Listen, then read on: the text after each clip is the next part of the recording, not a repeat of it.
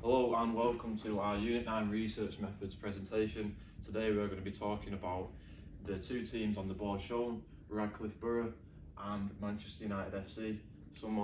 A team that is at the top of the footballing pyramid and a team that is quite far down at the bottom of the pyramid. I'm going to be analysing players and the teams as a whole and talking about the research methods. This is presented by Leo and Ed. In this assignment, we'll be looking at different fitness results from the National League North part-time football club, known as Radcliffe FC, using the information gathered from the first team and comparing them with players from their own team and also from a full-time team, which in this case will be Manchester United. This research can help compare each other's data, which will ultimately result in improving their performance. In this presentation, we will be discussing how primary, secondary, qualitative, quantitative research can help to provide data for both full-time and part-time football teams. There are a few aims and objectives, which are to compare and contrast how different results compare to different positions and their different abilities, and also to understand whether they compare well to different teams in different leagues, and that is what we're going to demonstrate. The hypotheses of this presentation is the elite level teams and individuals have stronger fitness statistics than lower teams, such as distance covered.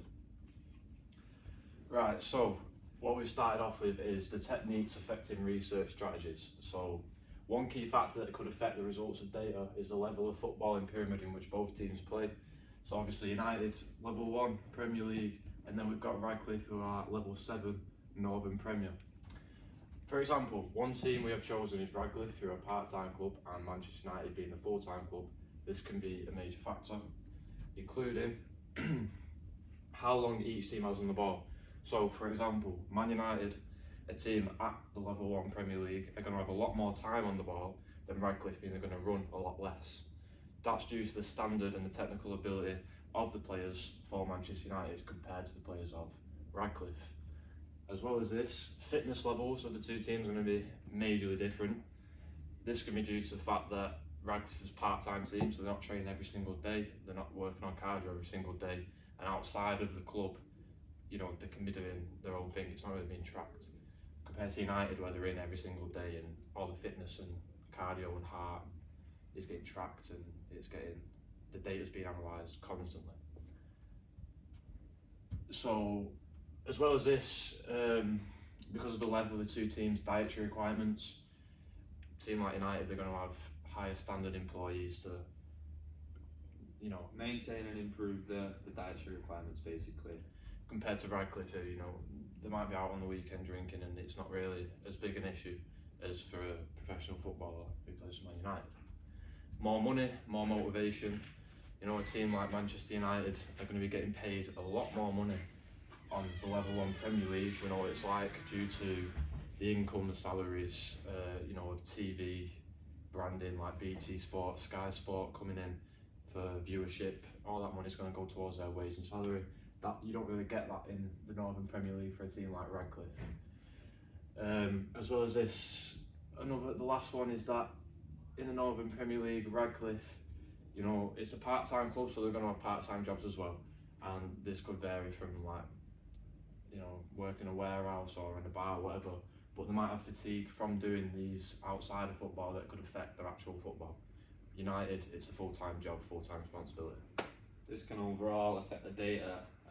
For example, being fatigued is quite straightforward. It means you're going to run less compared to a United who have a higher fitness level, so therefore they won't be fatigued really and will have a better fitness level. Moving on to external comparisons. With this research, we are going to be using an external comparison in the form of Manchester United, who are the full-time football club in the Premier League. We are using this external source to compare the Radcliffe FC club stats to the elite level of football in England, where Radcliffe aspires to be. We have decided to take stats and figures from 3 of the Manchester United players in their match against Manchester City, and also 3 Radcliffe players from their match against FC United of Manchester. I believe these games will produce the best stats and figures due to the fact Manchester United versus Manchester City It's a Manchester derby, which can affect to players wanting to try more, working harder, being more determined. And the other game, Redcliffe versus FC United, is also a derby, meaning that the arousal will be heightened due to the massive pressure and intensity of these type of games. Mentally, it can have quite an effect on the players because of the fact that it's a derby.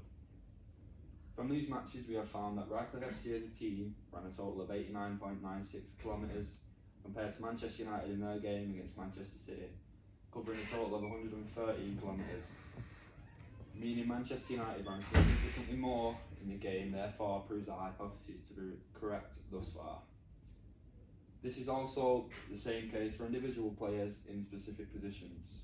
For example, we've decided to compare two Manchester United midfielders and one of their attackers to two Radcliffe midfield players and one of their attackers also, as we believe that these areas of the pitch cover more distance, and as you can see below, the Radcliffe players, Nicholas Adams, Luke Joyce and Luke Navarro, with Luke Joyce